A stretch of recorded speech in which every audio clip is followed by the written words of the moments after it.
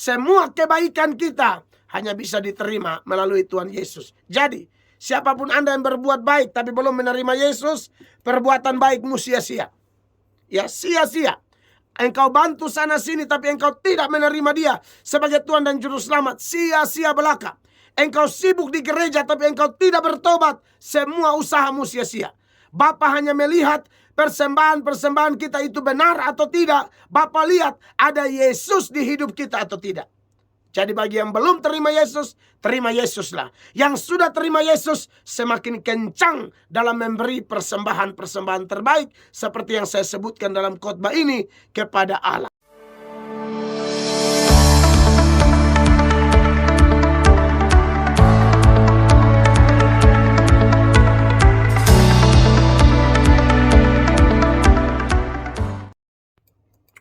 Pembacaan firman Tuhan pada saat ini terpilih dari surat 1 Petrus ya. 1 Petrus pasal 2 ayat 5 dan ayat 6. 1 Petrus 2 ayat 5 dan ayat 6. Kita akan membahas bagian firman ini dan kita berdoa, sudah berdoa dan berharap Roh Kudus menolong kita untuk bisa memahami kehendak Tuhan melalui pembahasan firman Tuhan ini ya. Saya baca buat saudara, dikatakan dan biarlah kamu juga dipergunakan sebagai batu hidup untuk pembangunan suatu rumah rohani bagi suatu imamat kudus untuk mempersembahkan persembahan rohani yang karena Yesus Kristus berkenan kepada Allah. Sebab ada tertulis dalam kitab suci, sesungguhnya aku meletakkan di Sion sebuah batu yang terpilih, sebuah batu penjuru yang mahal, dan siapa yang percaya kepadanya tidak akan dipermalukan. Bapak Ibu, saudara-saudara dimanapun Anda berada, adapun khotbah saya setiap hari Sabtu di radio ini dalam acara Mazmur Pagi, itu adalah eksposisi surat 1 Petrus ya. Dan dalam eksposisi surat 1 Petrus ini, kita sudah sampai di pasal 2. Pasal 1 kita sudah pelajari. Sekarang pasal 2 sudah sampai di ayat 5 dan ayat 6. Sebenarnya ayat 5 ini sebagian sudah saya sampaikan pada minggu yang lalu. Dan semua saudara yang mengikuti khotbah ini sudah tahu persis. Apalagi kalau memang Bapak Ibu, saudara-saudara sekalian memberi perhatian yang penuh kepada khotbah minggu lalu, maka saudara sudah menemukan di sana keterangan-keterangan yang pasti menguatkan saya dan saudara, membuat kita memahami, dan kemudian kita juga pasti mendapatkan berkat khusus, kekuatan khusus yang berasal dari Tuhan. Nah, saudara-saudara yang diberkati oleh Tuhan Yesus Kristus, hari ini masih ada bagian-bagian yang perlu saya tambahkan lagi dari ayat 5 dan kemudian saya akan tambahkan dengan ayat 6. Saudara yang diberkati oleh Tuhan Yesus, kita disebut batu hidup karena kita sudah datang kepada batu hidup yang sesungguhnya, yaitu Tuhan Yesus. Ya, kalau kita datang kepada Tuhan Yesus sebagai batu hidup yang sesungguhnya, maka jangan heran bahwa akhirnya kita juga disebut dengan batu hidup, punya kemiripan dengan Tuhan kita Yesus Kristus. Di ayat 4 jelas saya sudah singgung waktu yang lalu, tapi saya perlu beri keterangan tidak terlalu detail, tetapi garis besarnya saja. Dan datanglah kepadanya, itu Tuhan Yesus, batu hidup yang memang dibuang oleh manusia, tetapi dipilih dan dihormat di hadirat Allah. Nah, batu hidup di situ adalah Yesus. Lalu ayat 5, dan biarlah kamu juga dipergunakan sebagai batu hidup. Ya. Jadi sekali lagi, kalau kita bergaul dengan siapa, lama-lama kita mirip seperti dia. Kalau kita bergaul, katanya sih ini teman-teman para pengusaha, karena saya saya ini salah satu penasehat pengusaha yang tergabung dalam Full Gospel FGBMFI, ya, Full Gospel NTT. Kami ada 2 pendeta, saya dengan pendeta Yandi Manobe, lalu juga dengan Romo Ruditung, kalau tidak salah Pak Romo dari Katolik, Romo Ruditung, karena di Full Gospel itu mereka tidak melihat gereja. Jadi ada Katolik, ada Protestan, ada karismatik di situ, gabung jadi satu. Jadi kami bertiga diminta menjadi advisor, menjadi penasehat bagi mereka. Dan saya sering, karena penasehat ya, saya kadang-kadang ketemu untuk acara-acara tertentu. Dan para pengusaha ini bilang kalau mau jadi pengusaha ya bergaul dengan pengusaha gitu loh. Sehingga lama-lama ya ada kemiripan. Apalagi kalau pengusaha sukses. Katanya begitu. Dan saya pikir memang itu benar juga. Buktinya saya pendeta saja ya. Mungkin saya tidak ketemu langsung dengan beberapa pendeta karena semua pendeta punya kesibukan. Tapi saya ini tahu khotbah karena saya juga sering nonton khotbah orang lain. Nah, ini perlu diketahui ya. Kita berdoa, belajar, tapi juga nonton khotbah hamba-hamba Tuhan lain, pengajaran-pengajaran mereka yang Alkitabiah. Akhirnya lama-lama kita mirip. Begitu. Jadi kalau itu adalah kebenaran, ini contoh nih pendeta, kita bergaul, lama-lama mirip, begitu loh. Nah, itu yang terjadi.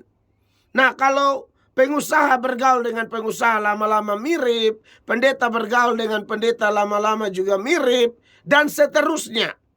Ya, terkhusus hal-hal yang baik, hal-hal yang membangun, hal-hal yang bermanfaat. Kalau kita ketemu orang-orang seperti itu, bergaul dengan mereka, nanti kita akan dapat banyak hal positif, dapat banyak hal baik yang tentu akan kita pakai untuk menjadi berkat. Mulai berkat di dalam keluarga, lingkungan pekerjaan, ya, lingkungan sosial kita yang lain. Sehingga betul-betul kekristenan kita itu memancarkan terang yang dikehendaki oleh Tuhan Yesus. Tapi sebaliknya juga ada sisi negatif. Kalau kita bergaul dengan salah orang, ya kita salah juga. Kita bergaul dengan tukang gosip, lama-lama kita mirip kayak dia. Kita bergaul dengan orang yang suka maki, lama-lama kita seperti dia. Jadi pada prinsipnya saling mempengaruhi begitu. Nah, bersyukur bahwa kita semua diminta untuk ayo bergaul dengan Tuhan Yesus. Bergaul dengan Tuhan Yesus. Tentunya bergaul ini harus segenap hati ya. Bergaul dengan rasa rindu, tulus hati, segenap hati. Sebab ada orang juga yang dia dekat dengan orang tapi tidak segenap hati, maka dia tidak akan mirip seperti Yudas. Yudas itu dekat dengan Tuhan Yesus tetapi tidak pernah mirip karena Yudas punya hati tidak beres. Dekat dengan Sang Kudus, dekat dengan Sang Kebenaran, tetapi dituntun dan dikuasai oleh setan.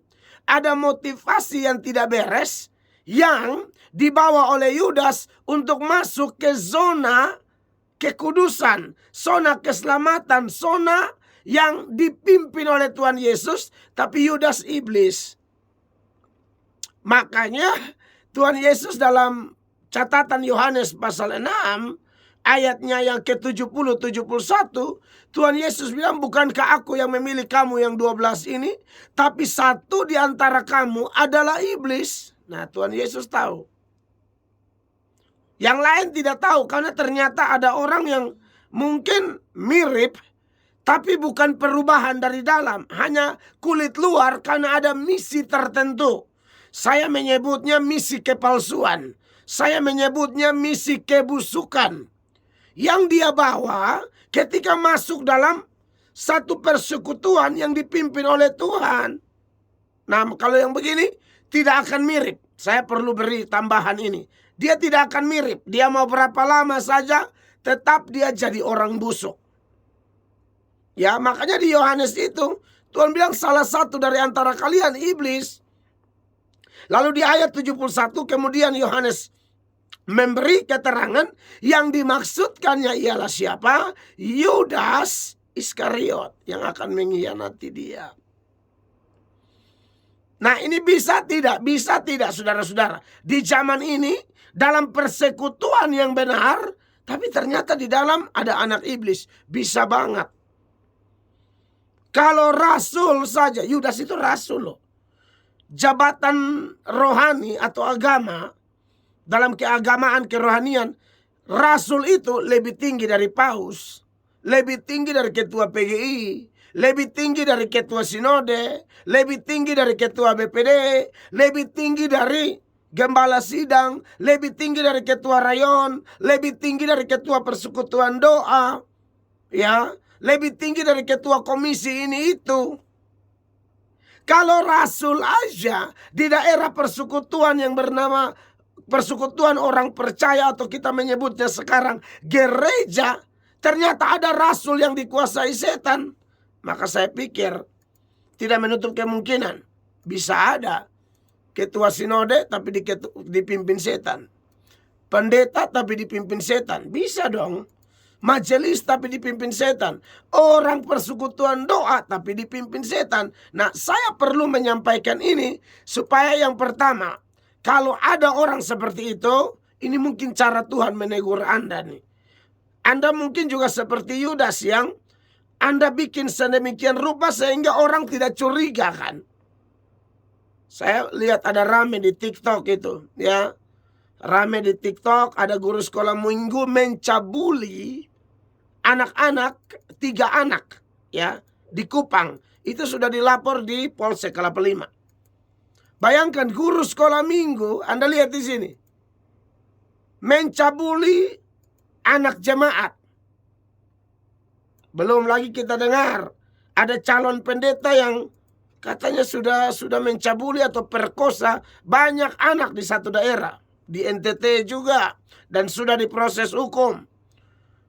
Siapa lagi? Ada lagi yang di satu kota di Indonesia. Ini kita ngomong apa adanya. Supaya saudara jangan pikir tidak bisa terjadi. Orang Yudas saja rasul setan pakai kok. Ada anak jemaat ini mau diberkati oleh Tuhan melalui pemberkatan nikah kan. Tapi anak ini mati-matian menolak kalau pendeta itu yang memberkati. Lalu orang tuanya, jangan, ini gembala kamu. Biar aja dia nggak mau. Singkat cerita, cek and recheck, cari tahu. Dan ternyata anak ini mengaku bertahun-tahun anak ini disetubuhi oleh pendeta itu. Anda lihat itu. Anak ini tidak mau, dia tidak mau diberkati oleh yang sudah dianggap orang tua rohani, ya. Tapi sudah setubuhi dia beberapa kali kekasih Allah. Dan itu mengerikan sekali. Ya. Ada lagi singer itu sampai dibunuh oleh pendeta. Karena mungkin singernya mengaku hamil dari pendeta. Aduh, itu bukan barang baru. Makanya Bapak Ibu, saya sampaikan ini supaya kita semua introspeksi nih. Kalau ada di antara kita yang hari-hari ini ada di area gereja, apalagi Anda mempunyai posisi-posisi penting, entah engkau pendeta, engkau majelis, atau engkau pengurus-pengurus, aktivis-aktivis, pengerja-pengerja di gereja, saya berharap kita bukan aktivis yang jahat. Kita bukan pengerja yang jahat seperti Yudas. Mungkin sekarang belum ketahuan, tapi sebagaimana Yudas akhirnya ketahuan, kau juga pasti ketahuan. Tidak bisa lolos. Jadi lebih baik bertobat. Kalau Anda anggap kami menyampaikan ini sebagai pesan Tuhan, bertobat. Kecuali Anda anggap, oh ini Mel Atok nih omong banyak saja. Mel Atok ini sok-sok saja. Dia juga bertobat belum lama kok. Saya khotbah dan saya lihat beberapa komentar bilang begitu. Dia juga baru bertobat. Dia ngomong kayak sok suci saja. Saudara jangan lihat di situ. Saudara lihat firman yang saya sampaikan ini berdasarkan data kitab suci, lalu diseberangkan dalam konteks keseharian, cocok atau tidak. Kalau cocok ya bertobat saja. Orang yang tidak bertobat itu salah satu penyebabnya adalah dia tidak menerima firman itu sebagai firman-Nya Allah, tapi dia lihat siapa yang bicara. Begitu, ya. Ini junior atau senior. Ini pendeta baru atau pendeta lama? Ini pendeta umur berapa? Sudah berapa tahun dia bertobat? Dan segala macam. Ini kan alasan yang dibuat-buat. Sebenarnya kalau orang mau bertobat tidak harus pendeta. Anak kecil pun kalau dia tegur Anda harus bertobat. Anak saya yang nomor 2 waktu dia masih umur 6 tahun.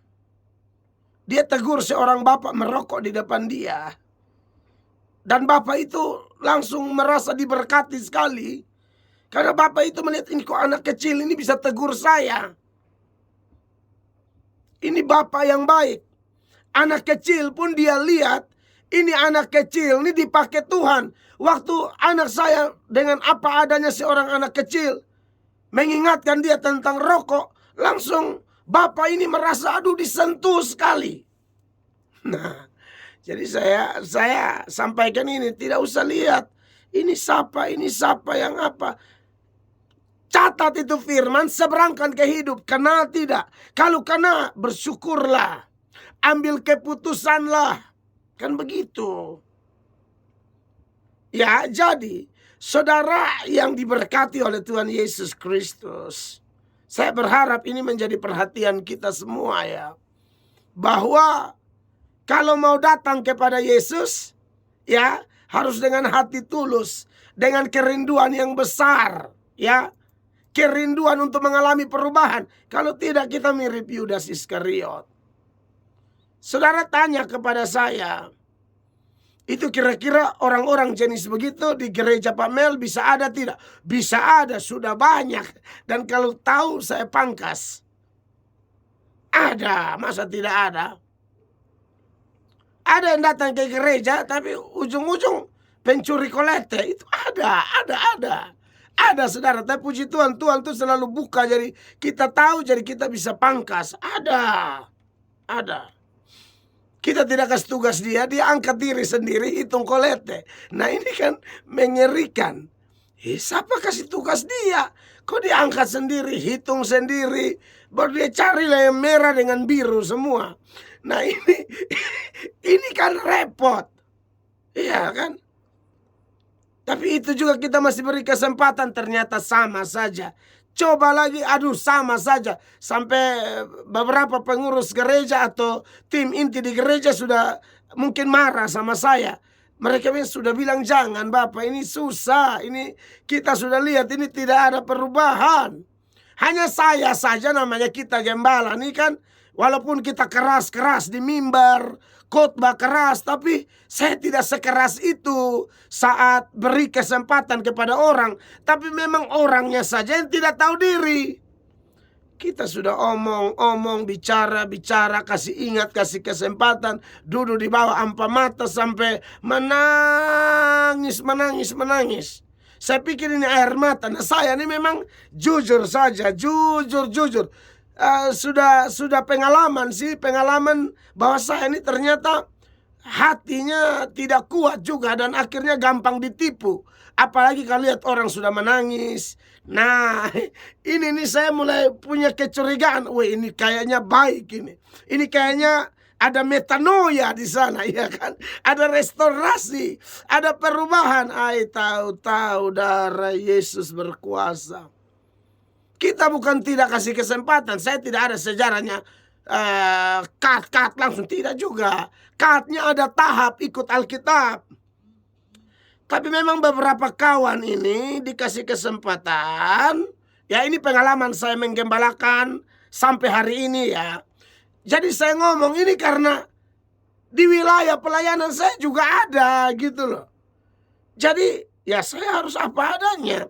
Bahkan kalau saya khotbah di gereja Tuhan, di tempat saya pimpin jemaatnya Tuhan, saya bilang apa? Saya tidak percaya juga kalau semua yang datang gereja di sini pasti gandum. Belum tentu. Saudara bayangkan, kalau mungkin pendeta lain puji-puji supaya jemaat tetap betah. Saya tidak. Coba cek. Itu khotbah semua ada di media. Saya tidak percaya ada gereja yang sempurna, yang satu gereja tuh isinya gandum semua. Tidak ada ilalang lagi. Semuanya gandum. Saya tidak percaya. Coba kasih tahu saya gereja mana yang isinya semua gandum. Omong kosong kalau ada. Omong kosong. Pasti ada ilalang-ilalang juga. Hanya ini ilalang-ilalang ini, ya, kita juga susah tahu. Karena kalau sudah acting menangis, segala macam. Nah ini kita juga bingung gitu loh. Ternyata menangis-menangis, itu menangis seperti Yudas menangis. Menangis-menangis seperti Saul menangis ketika dia rasa sedih, kok Daud ada kesempatan balas dia, tapi Daud tidak balas, dia menangis. Tapi setelah menangis beberapa saat kemudian dia kumat lagi, mau bunuh Daud lagi. Ini mengerikan.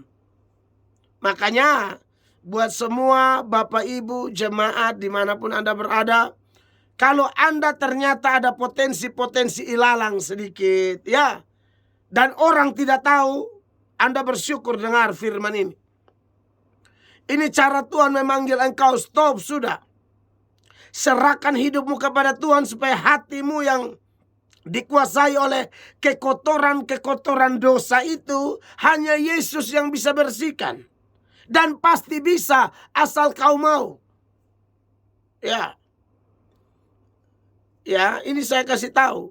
Dan buat jemaat, jangan asal percaya ya. Asal lihat pendeta, asal lihat ini, cek dulu. Ya, uji dulu, hati-hati, berdoa dulu. Ya. Sebab saya lihat, aduh, mengerikan sekali orang-orang seperti ini. Oleh karena itu, datang pada Yesus dengan niat yang baik. Karena di ayat 5 itu kita datang ini, tujuannya kita terlibat untuk membangun tubuh Kristus.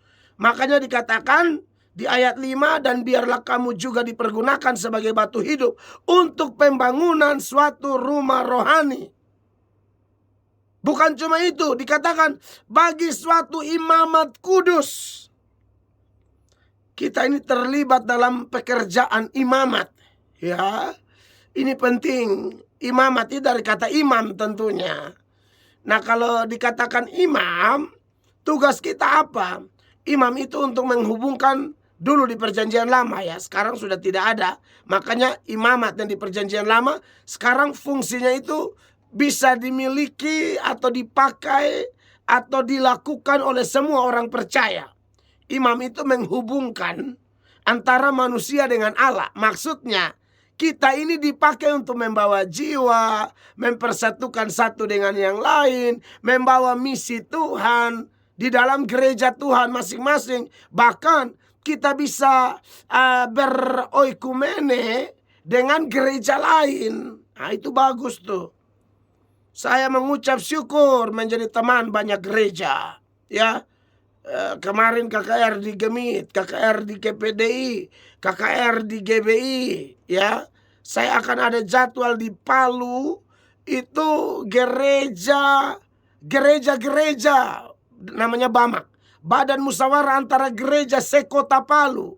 Lalu saya akan ada KKR di Biak, di Papua itu juga gereja-gereja gabungan, gereja-gereja sekota biak. Aduh, senang sekali kalau bisa melayani di berbagai gereja, karena memang kita ini dipakai untuk pembangunan rumah rohani.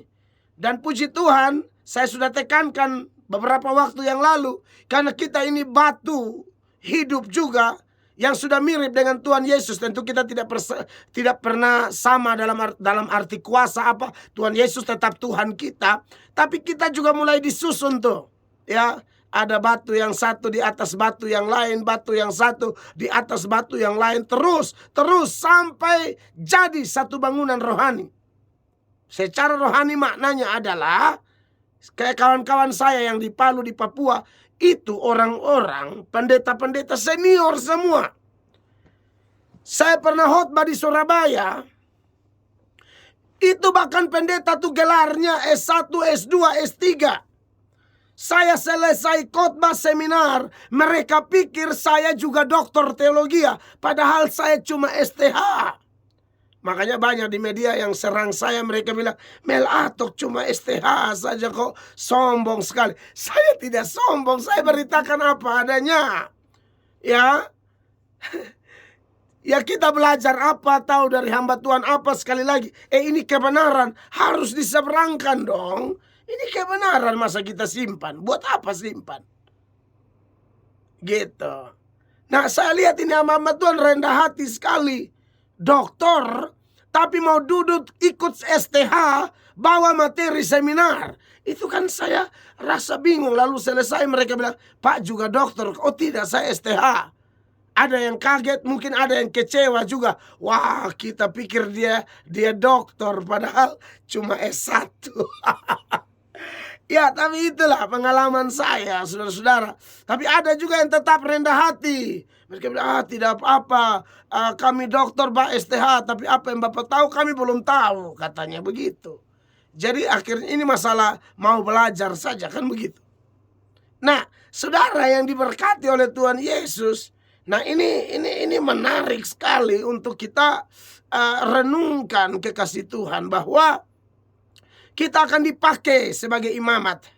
Nah, imamat ini kan cara kerjanya adalah dia selain menghubungkan antara umat dengan Tuhan, dia juga akan mempersembahkan korban untuk Tuhan. Kadang-kadang korban-korban yang umat bawa itu dia persembahkan untuk Tuhan atau korbannya sendiri. Nah, di sini makanya dikatakan bahwa dan biarlah kamu juga dipergunakan sebagai batu hidup untuk pembangunan suatu rumah rohani bagi suatu imamat kudus, untuk, garis bawahi, untuk mempersembahkan persembahan rohani. Nah, berarti memang ada persembahan. Jadi kalau imamat dulu itu ada persembahan, kita sekarang juga ada persembahan. Saudara-saudara, ada persembahan juga. Nah, persembahan kita apa? Minggu lalu saya sudah sebut 4. Ya, yang pertama kita mempersembahkan syukur kita, ya. Syukur itu sebuah persembahan. Anda yang tahu bersyukur itu persembahan. Tuhan minta ucaplah syukur senantiasa dalam segala sesuatu, ya, kepada Allah dan Bapa kita di dalam Yesus Kristus Tuhan. Itu yang dikehendakinya. Saudara bisa catat Efesus 5 ayat 20. Saudara catat juga 1 Tesalonika 5 ayat 18. Ya, lalu saya baca lagi Mazmur pasal 50 ayat 14. Dikatakan persembahkanlah syukur sebagai korban kepada Allah dan bayarlah nasarmu, dan seterusnya. 23 Mazmur 50 ayat 23, catat. Siapa yang mempersembahkan syukur sebagai korban, ia memuliakan aku. Nah, makanya kita mesti banyak bersyukur, ya. Bersyukur atas segala sesuatu. Makanya diberkatilah semua saudara yang punya saat teduh. Saudara yang punya saat teduh, lalu dalam saat teduh Anda menyiapkan lagu-lagu, nyanyian, di mana melalui lagu itu Anda bersyukur buat kasih Tuhan, buat kesehatan, buat keselamatan jiwa itu yang utama, buat pelayanan, buat istri, buat suamimu, buat anak-anakmu. Bahkan ada yang levelnya bersyukur untuk tantangan-tantangan yang dia hadapi, yang dia yakini akan ada solusi, akan ada jalan keluar dari pihak Tuhan. Ini orang-orang luar biasa yang saya yakin bukan karena kita hebat, tapi roh Tuhan bekerja dalam diri saya dan saudara. Jadi Bapak Ibu terkasih, nah ini menarik supaya mari kita imamat yang kudus mempersembahkan syukur kepada Allah. Selalu ingat itu ya. Lalu saudara-saudara, Ibrani 13 ayat 15 juga mengingatkan kita. Sebab itu marilah kita oleh Tuhan Yesus senantiasa mempersembahkan korban syukur kepada Allah. Yaitu apa? Ucapan bibir yang memuliakan namanya. Makanya saya paling suka ada di persekutuan doa atau di gereja-gereja karismatik. Kalau mereka mulai bermazmur, mulai bersyukur, ya aduh itu indah sekali.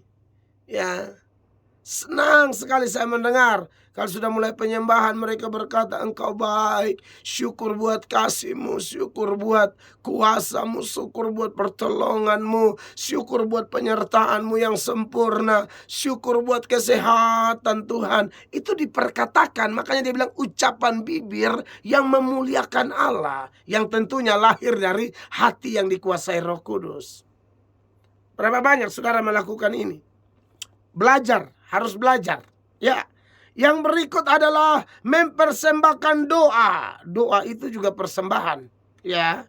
Tadi syukur, doa ini saudara yang biasa berdoa untuk orang lain, buat bangsa-bangsa, buat orang-orang di penjara, doa buat pemerintah, doa buat penginjilan, doa buat beban-beban sosial, orang-orang susah, janda balu, yatim piatu, anak terlantar, orang susah. Ya, buat panti hitbia, buat panti jompo, segala macam doa buat anak-anak loper koran, doa buat pengemis, doa buat pedagang, petani, ASN. Ya, itu harus doa. TNI, Polri, kejaksaan, dokter, ya, doa buat dosen, guru. Kenapa saya omong kok hafal sekali? Itu biasa saya lakukan. Saudara, kalau hanya doa bagi dirimu, egois sekali.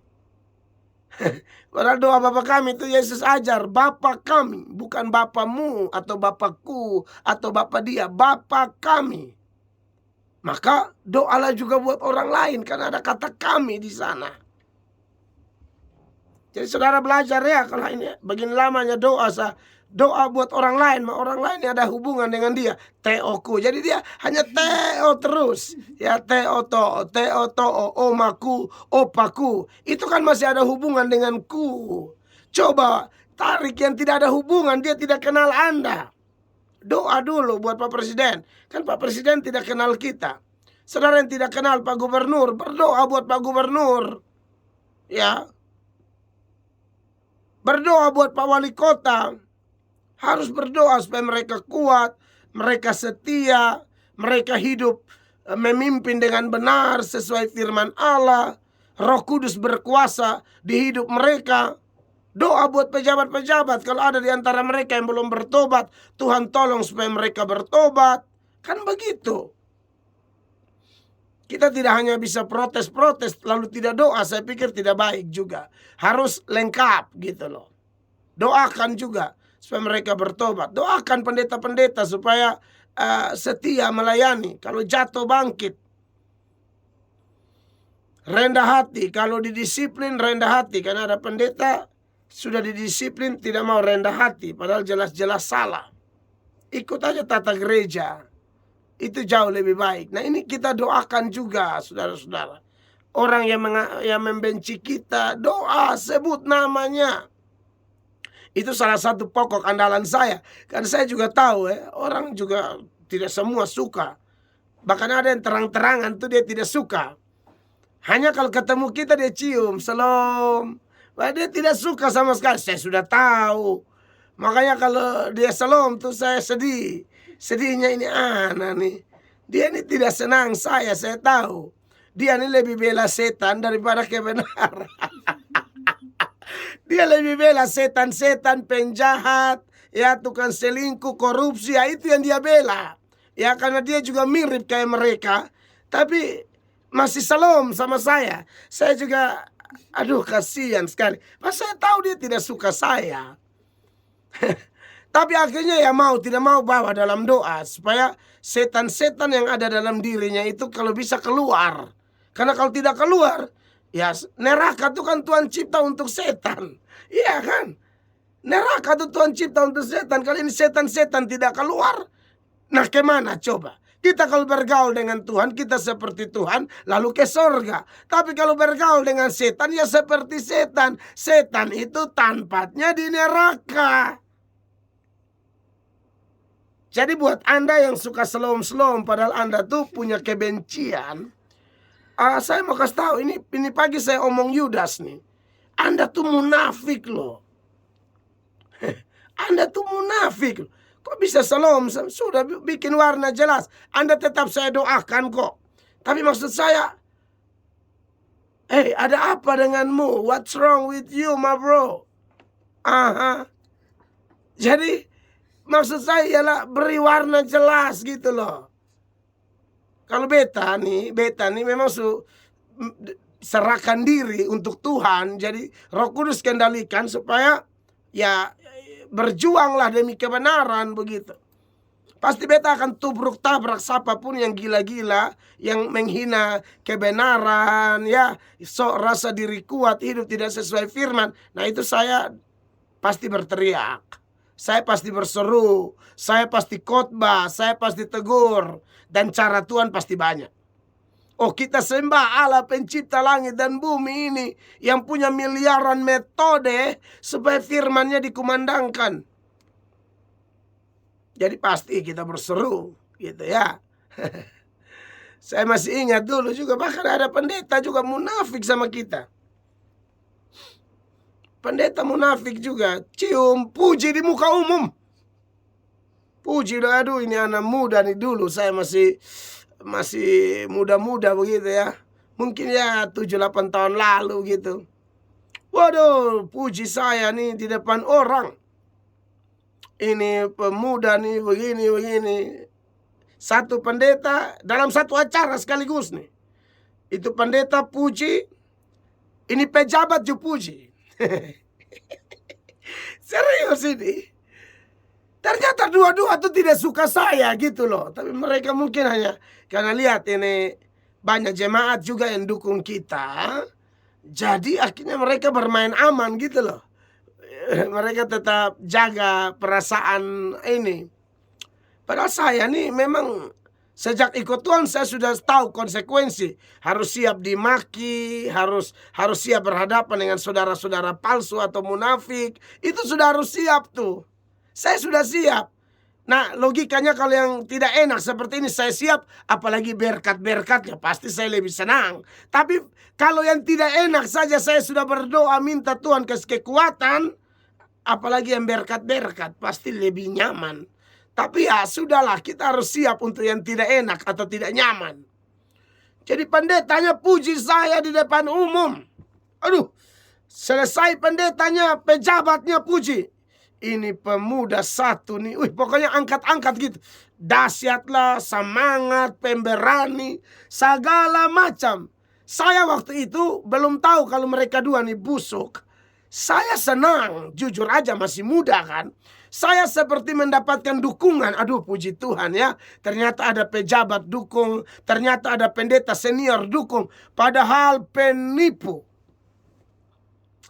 Dari mana saya tahu tipu? Akhirnya saya ber-KKR lah di daerah tertentu. Karena pendeta tadi itu punya semacam jabatan lah di sinode tertentu kan.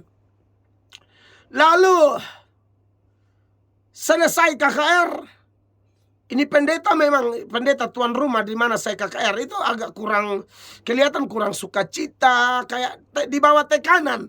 Tapi saya tidak terlalu ini toh, fokus ke dia. Nanti sudah selesai kita makan di pastori atau di konsistori itu, kita makan, baru pendetanya bilang, Pak jujur aja, kehadiran Pak ini saya ditekan luar biasa oleh petinggi-petinggi. Ditekan bagaimana? Aduh, mereka ini tidak mau Pak hadir. Mereka teror kita, bilang tidak boleh Mel Atok tuh khotbah. Saya tanya, pendeta siapa? Nah, ini dia. Langsung ibu pendeta, yang ketua majelisnya ibu pendeta. Ibu pendeta kasih tahu, pendeta ini. Loh, kemarin dia baru puji saya. Saya baru semangat dengan pujiannya. Kok dia bisa di belakang telepon? Suruh batalkan, jangan terima itu Mel Atok itu. Anda lihat itu. Lalu yang pejabatnya juga begitu. Kan dia pejabat punya kuasa. Biasa saya KKR di lokasi tertentu. Pejabatnya juga tidak mau, larang. Ternyata pujian itu omong kosong. Tapi ya mereka tutup di sini, Tuhan buka di mana-mana. Itu sih Tuhan punya penghiburan begitu. Jadi ya harus siap begitu.